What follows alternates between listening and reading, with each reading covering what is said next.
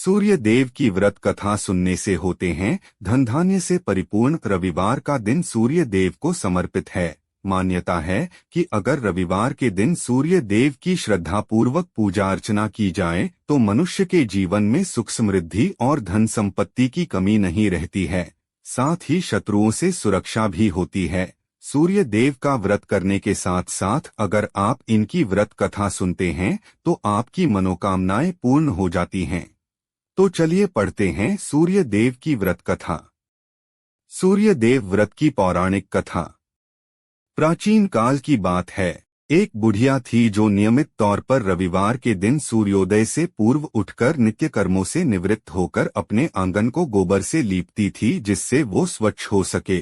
इसके बाद वो सूर्य देव की पूजा अर्चना करती थी, साथ ही रविवार की व्रत कथा भी सुनती थी। इस दिन वो एक समय भोजन करती थी और उससे पहले सूर्य देव को भोग भी लगाती थी। सूर्य देव उस बुढ़िया से बेहद प्रसन्न थे।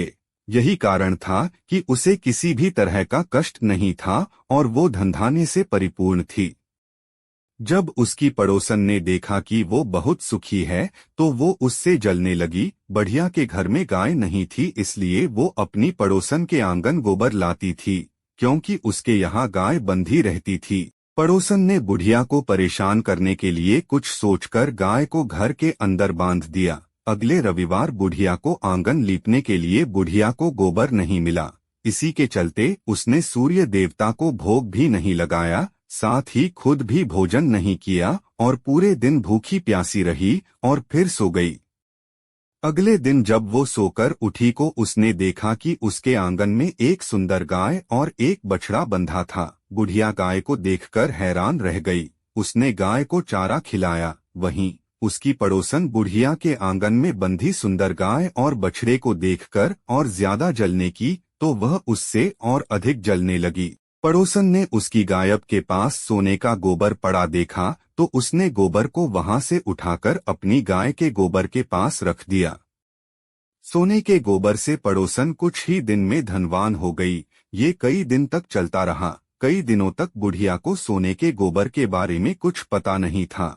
ऐसे में बुढ़िया पहले की ही तरह सूर्यदेव का व्रत करती रही, साथ ही कथा भी सुनती रही। इसके बाद जिस दिन सूर्यदेव को पड़ोसन की चालाकी का पता चला तब उन्होंने तेज आंधी चला दी। तेज आंधी को देखकर बुढ़िया ने अपनी गाय को अंदर बांध दिया। अगले दिन जब बुढ़िया उठी तो उसने सोने का गोबर देखा।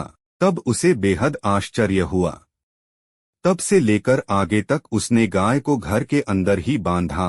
कुछ दिन में ही बुढ़िया बहुत धनी हो गई। बुढ़िया की सुखी और धनी स्थिति देख पड़ोसन और जलने लगी। पड़ोस ने उसने अपने पति को समझा बुझाकर उसे नगर के राजा के पास भेजा। जब राजा ने उस सुंदर गाय को देखा तो वो बहुत खुश हुआ। सोने के गोबर को देखकर तो उसकी खुशी का ठिकाना न रहा। उसे नगर के राजा के पास भेज दिया। सुंदर गाय को देखकर राजा बहुत खुश हुआ।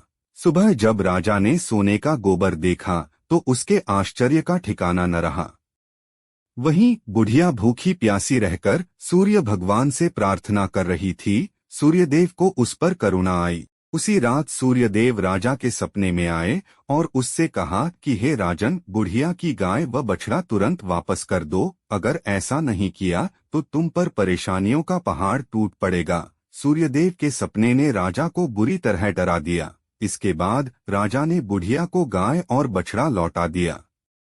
राजा ने बुढ़िया को ढेर सारा धन दिया और क्षमा मांगी। वहीं राजा ने पड़ोसन और उसके पति को सजा भी दी। इसके बाद राजा ने पूरे राज्य में घोषणा कराई कि रविवार को हर कोई व्रत किया करे। सूर्यदेव का व्रत करने से व्यक्ति धन धान्य से परिपूर्ण हो जाता है, साथ ही घर में खुशहाली भी आती है।